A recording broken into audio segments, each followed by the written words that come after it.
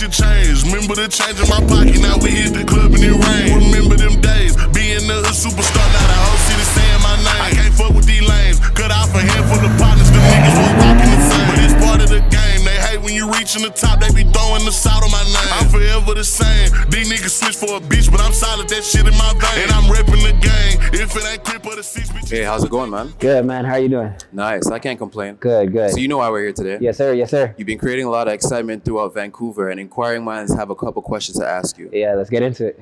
What is your name and where are you from? My name is Lance Thomas. I'm from Montreal, Quebec. That's in Canada, for you guys that don't know. I currently live in Vancouver right now. I was also raised in New York. That's where my dad was most of the time. So yeah. What do you do for a living? So right now, I do a few things, but right now I'm currently working on my Slingshot business. Opened up a new excursion out here in Vancouver, BC.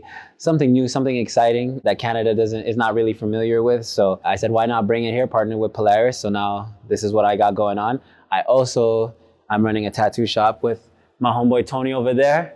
Tony. And I used to be an insurance broker. So all those things along the way has helped me out right now for what I got going on. What got you into the Slingshot business? I'm really a guy that's into like motorsports type of things. So I was like, let me try and integrate that fun lifestyle into business and whatnot. So I figured out what was out here that isn't really out here in Canada. And it's a big thing in the US, just not out here in Canada. So I was like, let me bring some new flavor to the city. So that's really how I got started. I really wanted something of my own. I've always been working for others and whatnot, especially when I was an insurance broker. Great job, by the way. But it's time to spread my wings, and that's why I'm here. What was the most challenging part of starting a business? Man, there's a lot of them, man. But I would say starting. Starting is definitely tough to do. Everybody in their minds has a way they want things to go and how things should be planned out before they even get started. But really, it's just get your foot in through the door, man. Just get it started. Even with this YouTube thing, I'm not a YouTube person at all. But just to get started, my friend was actually telling me the other day, he's like, hey, you need to get this done. So here we are right now. So getting started is the hard part. Paperwork, I'm not good with paperwork. So if you can find somebody to delegate that with and stuff like that, that was a hard part for me, reading documentations, contracts, and this and that. I mean, I could read them and understand them, but there's so many underlinings and this and that. So I'd rather leave that up to somebody who's really good at it, which is my partner. How do you plan on expanding and growing your business in the future? I'm in the process of that right now, man. Marketing, making sure people have a great experience. Reviews are very underrated. Making sure people see you, A lot of people in Canada don't really know about the Polaris Slingshots. They know about Polaris, but not the Slingshots itself. So I just had to get the word out there. Make sure people feel it, touch it, experience it, go on an adventure, go on a wild date with their girl or man. So yeah, just getting the word out there as much as possible is how I plan on growing the business. That's all you can do. Step at a time, I plan on going back to my hometown and open this up. So there's steps towards that. You got to grow capital. Make sure you talk to the right people. Make sure you find the right location. So yeah, just growing that way. Make sure I take all the right steps to do that. But marketing is definitely a way. That's like a game changer. As long as you market and get the word out there and make sure you do good marketing, things that people want to see, then yeah, that's how I plan on growing it, man. Saving too, man. Save. That's how you build. How many Slingshots did you start with? One, man. Bought one to see what I could do with it. I wanted to put it on Turo out here in Canada. That didn't work because they told me they don't want it on their platform in Canada, which it's all over the US, but just wasn't allowed here. So I was sitting on a $50,000 Slingshot and I was like, well, I could afford it to buy it, but it was just sitting there and I just like, I'm not going to use it all the time. So I was like, how am I going to do this? So, created, like I told you guys before, you create a website, created an Instagram, started popping up places, started doing little promotions and ads here and there just to see if people would bite. People started biting. And then, I saw it was something I could take off. People gravitated towards the Polaris Slingshot. So when I saw that and it was making people happy, I was like, okay. And then my partner, who you guys will see throughout these episodes, Jazz, she bought a second one, and then we started growing and the traction started to grow. And then we're like, you know what, let's go learn some more.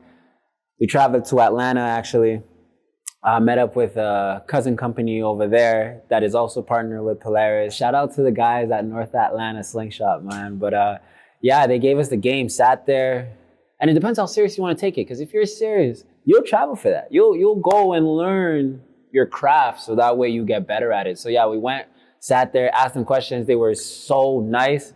They were nice enough to just sit there and answer all of our questions, anything we needed. And if it wasn't for them, honestly, I probably wouldn't be doing this right now. I'd be doing it, but I wouldn't be as far along as I am now. So shout out to those guys at North Atlantic, man. And now you guys see I have a whole fleet. So yeah. The one was the magic number, and now we're here with a whole bunch of other vehicles. So couldn't be happier. What advice would you give a young entrepreneur trying to go through the ins and outs on a daily basis? Consistency. I know that's like everybody says that, but consistency is key, man.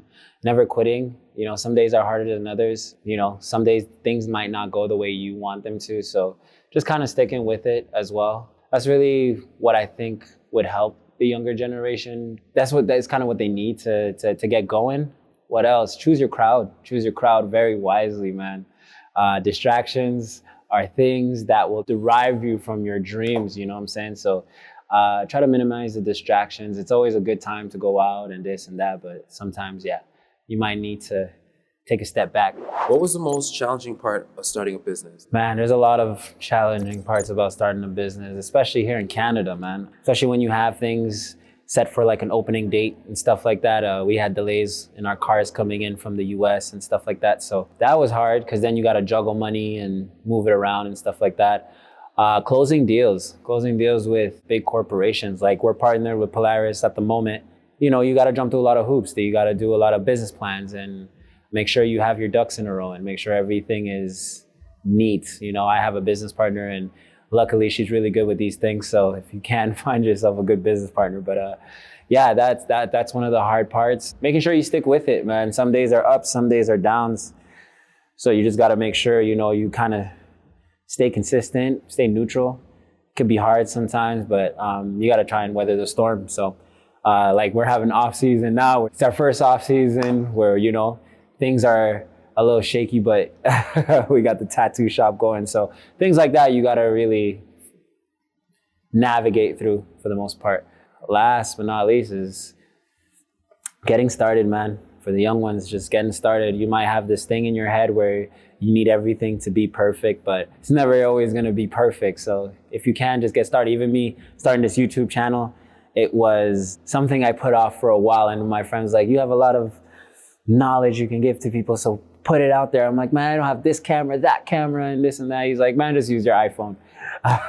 So yeah, that's where we are, man. Just getting started through the door, just getting started and putting your foot through the door. Do you prefer working for yourself or working for a company? Definitely for myself, man. 100% for myself. It's more gratifying at the end of the day, you know, because it's my own. I'm building it, right? So save on taxes, especially here in Canada. But you know, working for somebody and working for a company or being employed is underrated, to be honest with you, because you got to set time, set amount of money you work. You don't got to do all the rest of the stuff in the back end and this and that. So it's a lot less responsibility on your end, depending on who you work for, obviously. But there's a lot less that goes into it. And I really underestimated how calm it is to work for somebody and still get a paycheck at the end of the day. But I would choose entrepreneurship every day, 100 out of 100 for sure. So what's it like working for yourself and being the boss and having to make all the tough decisions? Stressful, man.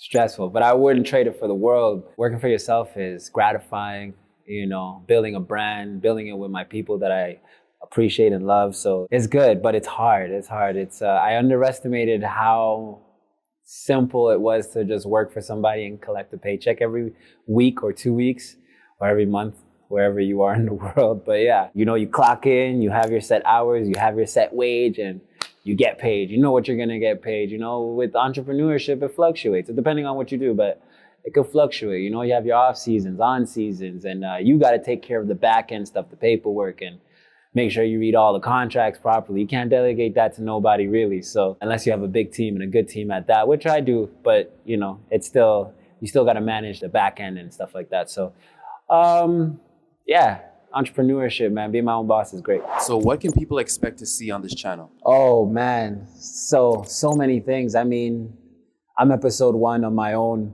show. So I'm giving you guys a little breakdown of how this started, how this began and stuff like that. And I think it's pretty cool. And some people tell me it's pretty cool. I do get a lot of haters that tell me it's not as cool as I think it is, but I think it's pretty cool. So I'm going to have a lot of other people who have helped me along the way. So I'll have pilots, insurance brokers, GMs for dealerships and stuff like that. So, you know, if ever you're looking to do something and maybe this information could help them. So this is kind of what I want to do. But I also want to show you how I'm growing my business, and whether it comes down to the Slingshots or the tattoo shops or sports and stuff like that. So I got a lot of ventures going on, and I would like to share it with you guys and, you know, grow together, maybe grow a community and see what we can do with that. So yeah, that's kind of what I'm going for right now. But you'll definitely see a lot of the Slingshots and my day-to-day on how I go with that. But I'm also going to be interviewing people, whether it's here or in their own domain, but you'll get a lot of game, definitely. We appreciate you answering all of our questions. Yes, sir. Yes, sir. Is there anything that we can look forward to in the near future? Yeah, man. Look out for Van City growing. I'm partnered with Polaris, so we plan on bringing this across Canada. Vancouver is the first one. Montreal's the next. You guys will see my brother on that one. And the tattoo shop, man. Hey. We got the tattoo shop going on. So come get inked up by Goat, man. He just finished up this piece right here. Show the people what you got going on. He got the whole Jesus piece. Say what's up, Goat. We got Jesus, we got Joe, we're doing a whole Bible team. Come get inked up, Goat House Tattoos, man. Yeah, and come rent a Slingshot if you're ever in Vancouver, BC too, man. Enjoy the city, mountains, oceans, we got it all, baby. Peace. Hey, see lately shit changed. Remember the change in my pocket, now we hit the club and it rain. Remember them days, being the hood superstar, now the whole city saying my name. I can't fuck with these lanes, cut off a handful of partners, them niggas weren't rocking the same. But it's part of the game, they hate when you reaching the top, they be throwing the salt on my name. I'm forever the same, these niggas switch for a bitch, but I'm solid, that shit in my vein. And I'm repping the game, if it ain't crip or the 6